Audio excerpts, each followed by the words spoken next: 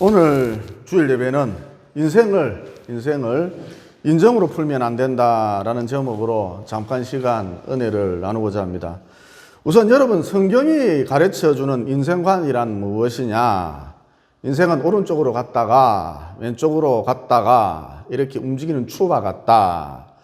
그러니까 인생 속에 불행이 있으면 행복이 있고, 행복이 있으면 불행이 있고, 또 인생 가운데에 풍년이 있으면 흉년이 있고, 흉년이 있으면 풍년이 있다. 이게 성경이 가르쳐주는 인생관이라는 것입니다. 따라서 모든 인생은 예외 없이, 너나 할 것 없이 예외 없이 흉년의 때와, 인생을 살아감에 있어서 흉년의 때와 풍년의 때를 반복하면서 짧디 짧은 한평생을 보내게 된다는 것이죠. 그런데 어리석은 사람들은 자신의 인생과 남의 인생을 끊임없이 비교하면서 저 사람은 나와 같지 않고 언제나 행복할 거야. 저 사람의 인생 속에는 흉년이 없는 것 같다. 늘 풍년인 것 같다. 그런다는 것입니다. 이게 어리석은 사람의 특징인 것이죠. 그래서 어리석은 여자들은 이렇게 산답니다. 10대 때에는 첫날 만날 노는 것 같은데 공부를 잘하는 친구를 보면 이게 그렇게 얄밉게 보인답니다. 이어 20대 때에는 갯벌에 풀어놓은 강아지처럼 천방지축으로 살았는데, 천방지축으로 날뛰면서, 망아지 날뛰듯이 날뛰면서 살았는데, 시집을 잘 가는 애들을 보면, 신랑을 잘 만나는 애들을 보면 이게 그렇게 짜증이 난답니다.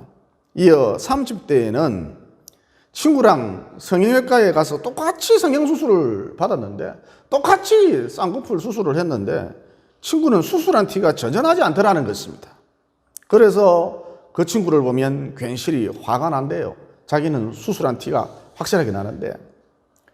이어 40대 때에는 제 할 짓 다 하고 다녔는데 아들이 좋은 대학에 들어가고 아들이 좋은 직장에 취직하는 것을 보면 이게 그렇게 부럽답니다.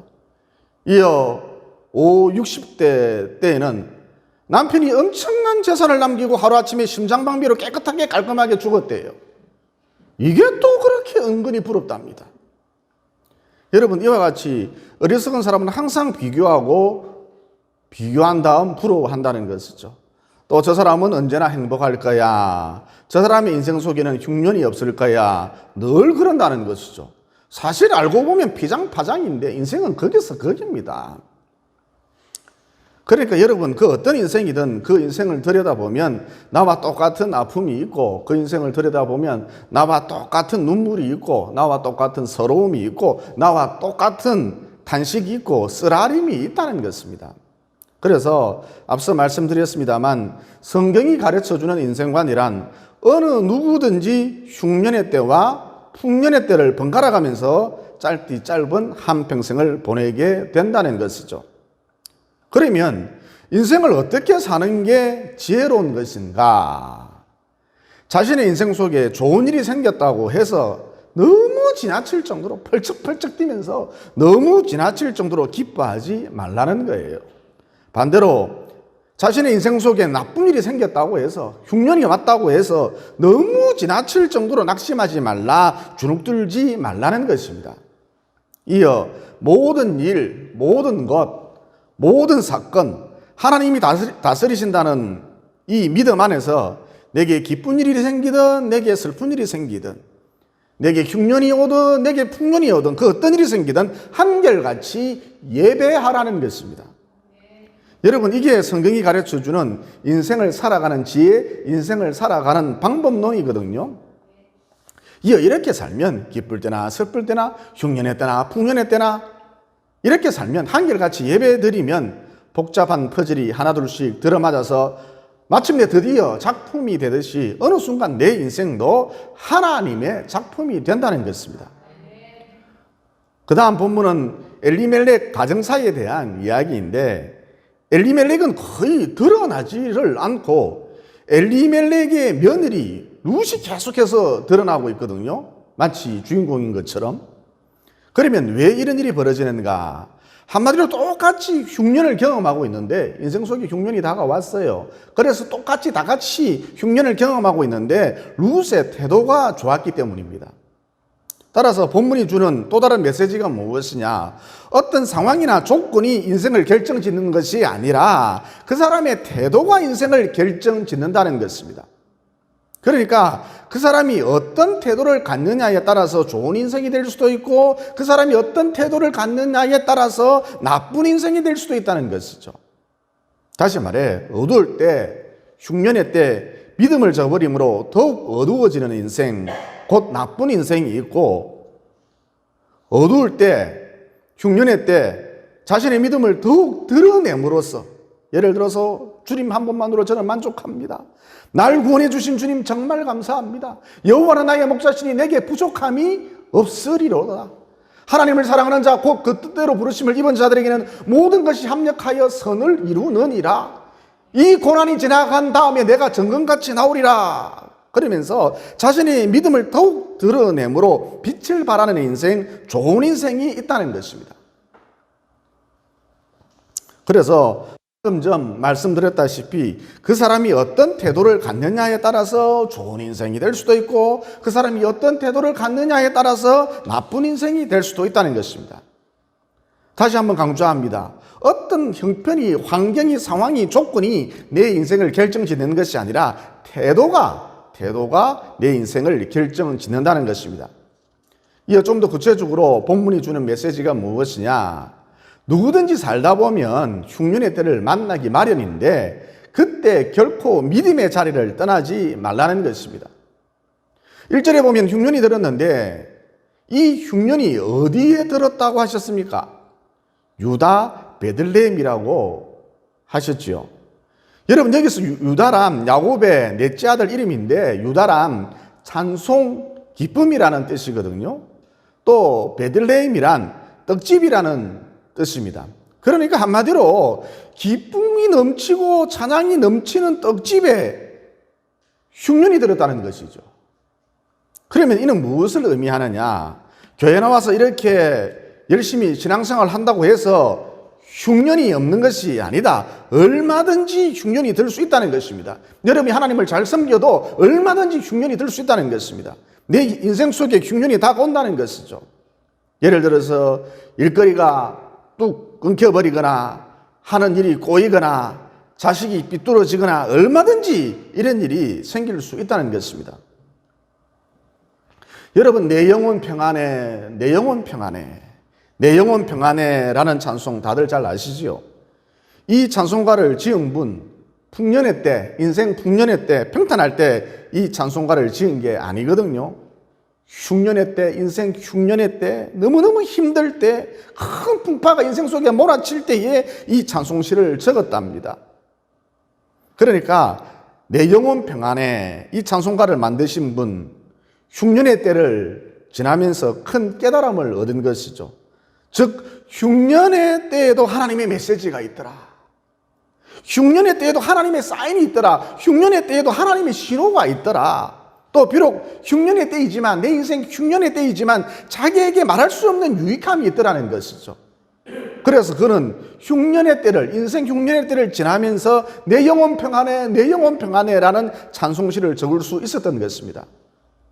그러므로 인생 흉년의 때 어떻게 해야 하느냐?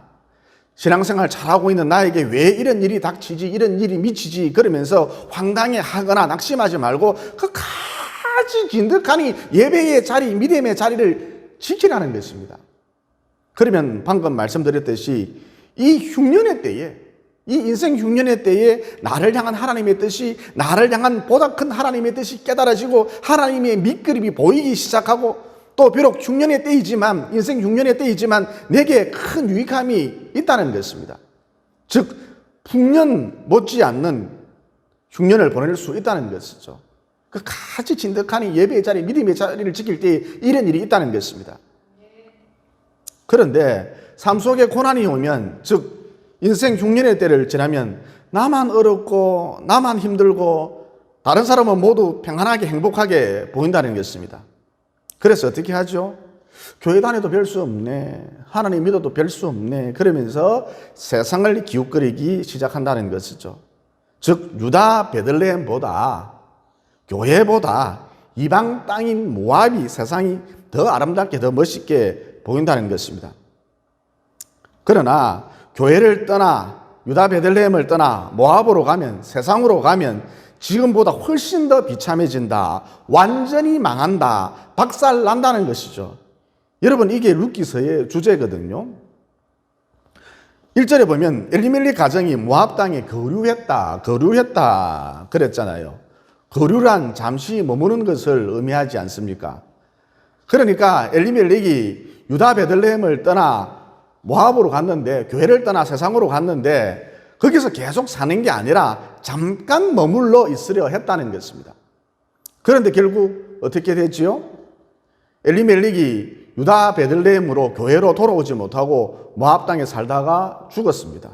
심지어 그의 두 아들마저 말론과 기럨, 그의 두 아들마저 이방 땅, 세상 땅 모압에서 죽었잖아요. 여러분, 지금까지 제가 목회를 해오면서 엘리멜렉 같은 분들 엄청 많이 봤습니다. 그러니까 목사님, 지금 제가 좀 힘이 들었어. 가정적으로 문제가 있었어. 이혼을 했어. 사업이 좀 안 됐어. 부도가 났어. 교회를 떠납니다만 곧 돌아오겠습니다. 걱정 붙들어 매십시오. 제가 누굽니까? 곧 돌아옵니다. 그러면서 세상으로 모압으로 가더라는 것이죠. 즉, 멋있는 말 한마디를 남기고, 내가 누굽니까? 돌아옵니다. 멋있는 말 한마디를 남기고 당당히 사라지더라는 것입니다.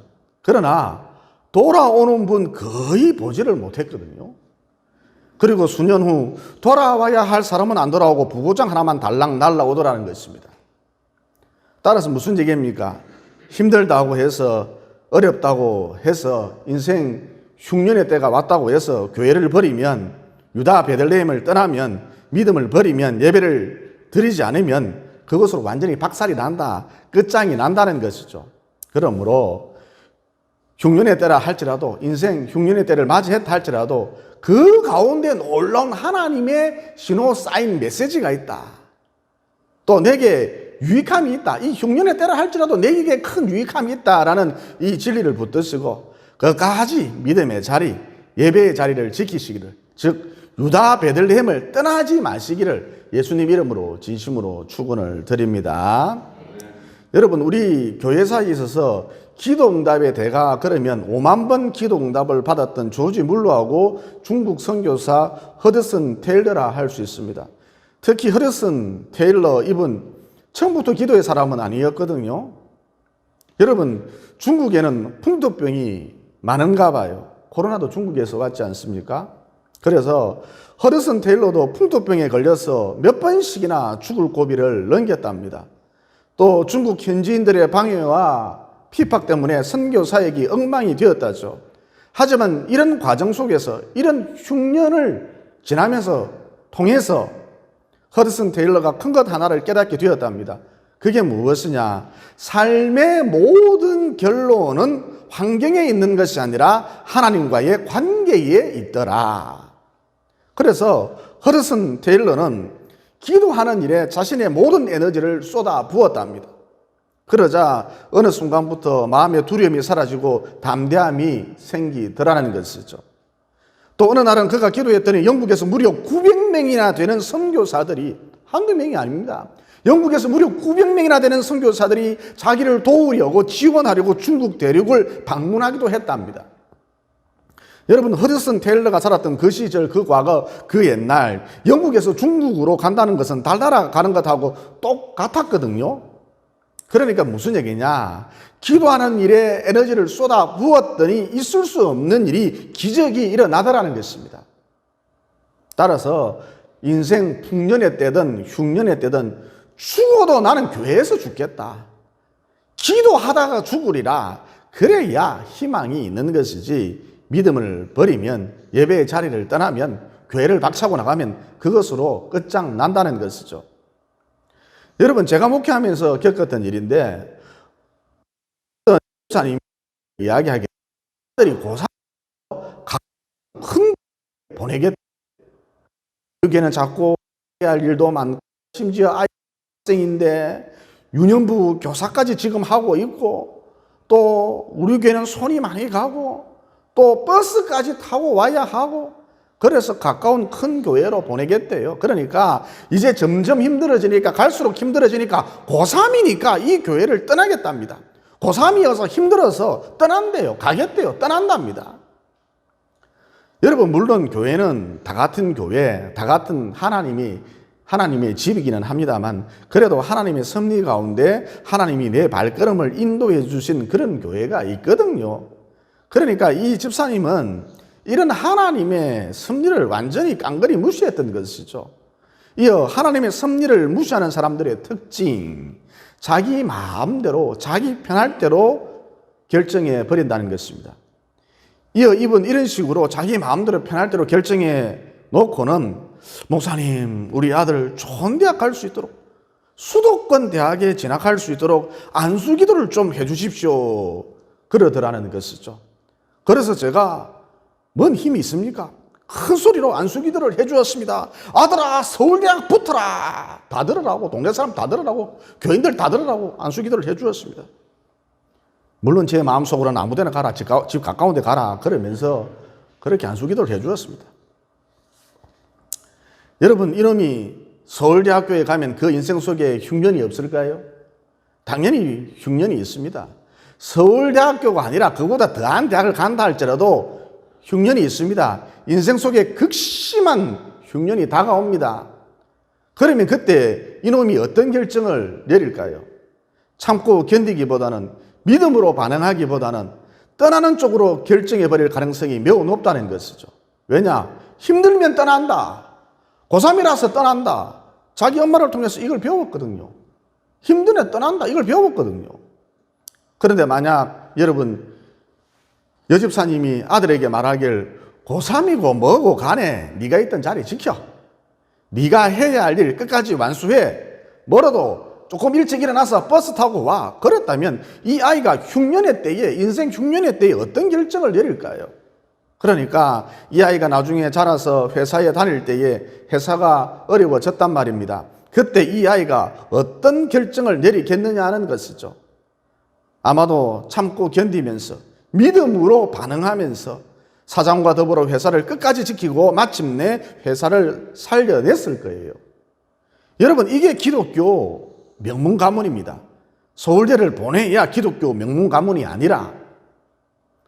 그러므로 앞서 말씀드렸듯이 흉년의 때라 할지라도 끝까지 믿음의 자리, 기도의 자리, 예배의 자리를 진득하니 지키셔서 최후 승리의 주인공들이 모두 되시기를 예수님 이름으로 진심으로 축원을 드립니다. 그 다음, 인생 흉년의 때에 사람을 의지하지 말라는 것입니다. 본문에 보면 나오미가 남편 엘리멜렉을 의지했었잖아요.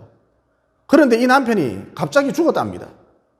그래서 이번에는 나오미가 말론과 기련 두 아들을 의지하면서 살았거든요. 그런데 이 두 아들마저 젊은 나이에 죽어버렸답니다. 따라서 여기서 얻을 수 있는 메시지가 무엇이죠? 첫째, 이게 인생이다. 결국에 가서는 나 혼자 남는다. 이게 인생이다. 둘째, 사람을 의지하지 말라. 특별히 흉년의 때에 사람을 의지하지 말라는 것입니다. 그리고 여러분이 인생을 살아보셔서 잘 아시겠습니다만, 사람을 의지하면 후회할 때가 참 많다는 것이죠. 그러니까 괜히 내가 그런 말을 했어, 괜히 그곳에 따라갔어, 괜히 만났어, 그러면서 후회할 때가 참 많다는 것입니다.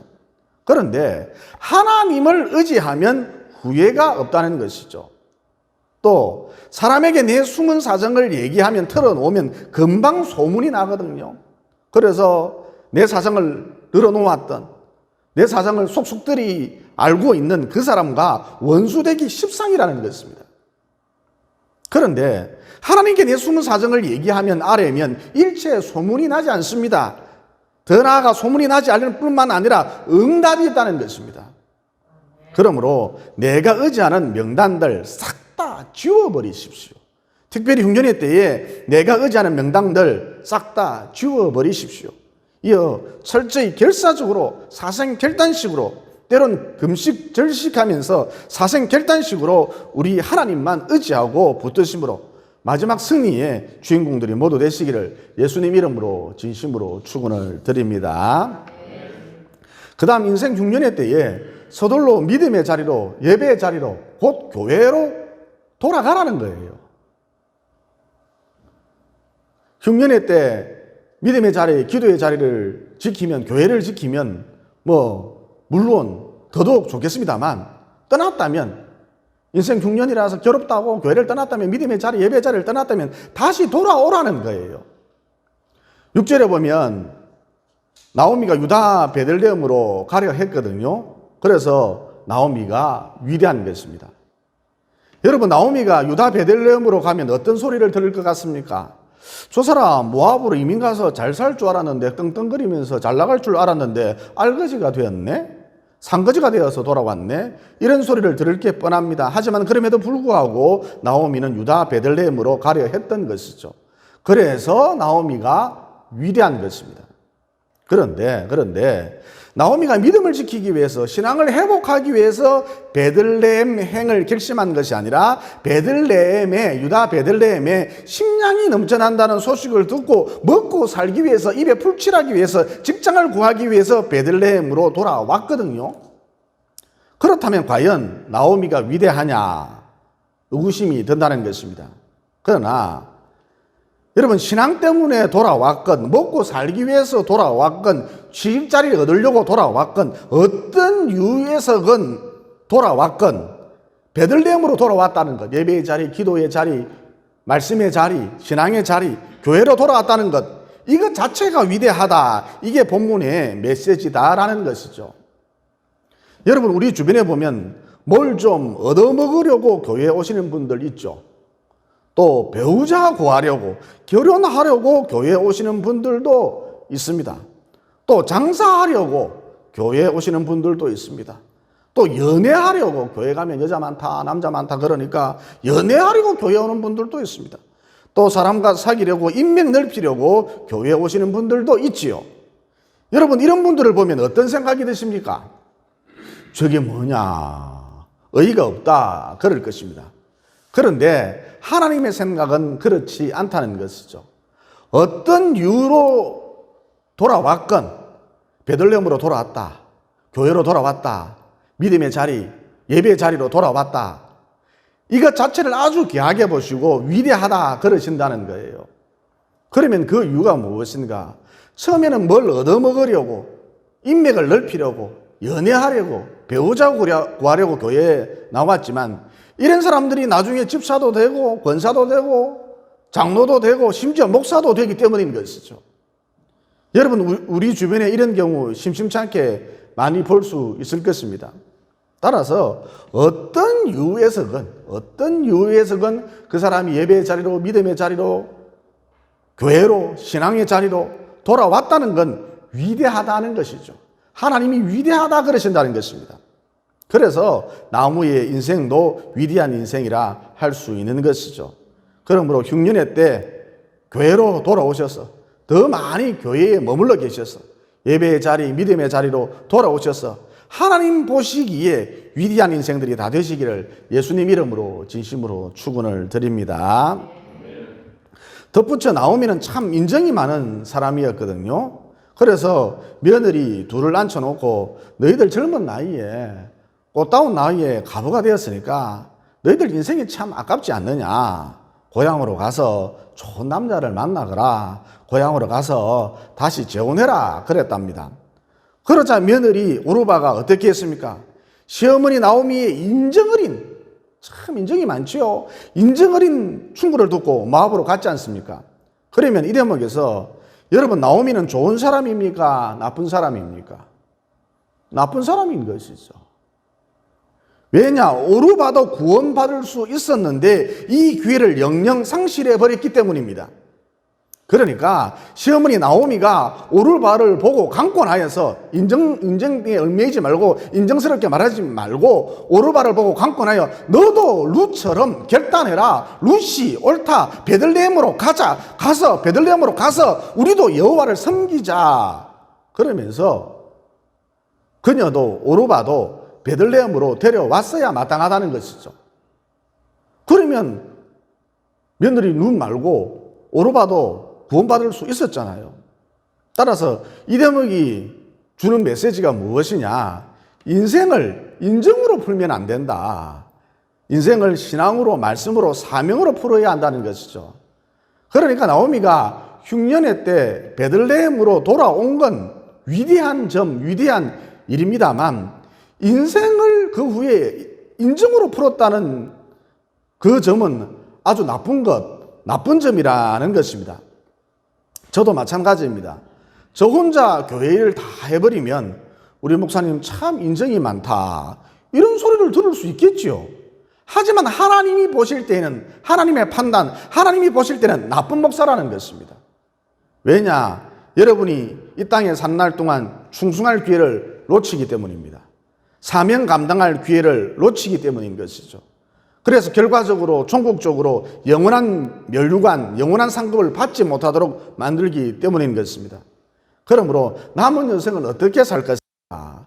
인생을 내가 어떻게 풀어나갈 것인가?